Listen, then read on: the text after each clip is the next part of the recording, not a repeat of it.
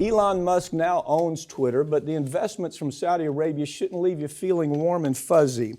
Well, okay, Farron, I saw this, Newsweek, I have almost zero confidence in Newsweek. I mean, zero.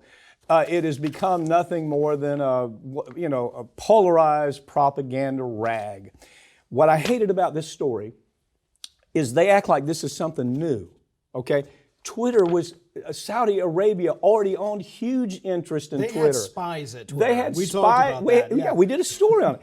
Not only they had huge shares in Twitter. So they roll it over to him, to Musk, and Newsweek goes crazy about it. Like, oh, this is something new. It's not anything new. They've been owning part of Twitter. Right. It's definitely not new, but it certainly is terrifying that, the Saudi Royal Holding Company has $2 billion now invested in Twitter. They are the second largest investor behind Elon Musk. Mm-hmm. And of course, the danger with that, as we have talked about plenty of times, is that Saudi Arabia puts people in jail for their tweets. An American citizen is now in jail in Saudi Arabia for 16 years for criticizing the kingdom on Twitter. Yeah.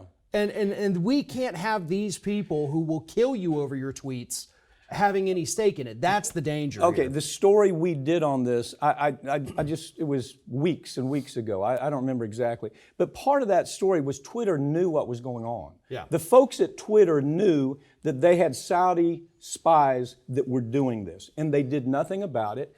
And it wasn't Elon Musk. It was the owners before Elon Musk that said, yeah, that's okay because Saudis are giving us so much money. This mutt, the prince, the Saudi prince, who is an absolute mutt, a wild bear, they describe him, is a guy that is going to do everything he can to influence the messaging there for $2 billion, just like the government does. We're going to do that story today, just like all these agencies have done with social media. This is a great avenue for the Saudis, isn't it? It is. And again, I can't stress enough how dangerous this is for the people of Saudi Arabia. Now, I got tons of issues with Musk buying Twitter. Mm-hmm. I don't want the oligarchs out there holding the public town hall. That's dangerous in and of itself.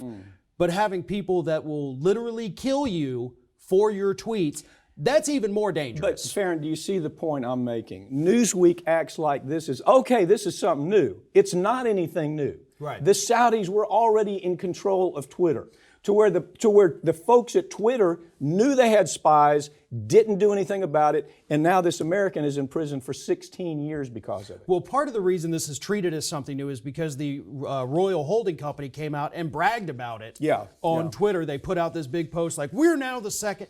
So they're drawing attention to it because now they think, oh, look, we can be open about what we've been doing for years at Twitter. So if they're willing to come out in the open, that, again, super scary because now they feel like we don't have anything to hide. But is Newsweek suggesting that the folks at Twitter are so damn stupid that they didn't know that the Saudis were already in control of Twitter when they were in charge? You see, you got to call balls and strikes. Yeah, people don't understand that it's not that they just put the money in. No, it's that they already had the investment. And they've just rolled it over. Yeah, and put in a little more. I'm sure they're going to put in more depending on what Elon Musk does.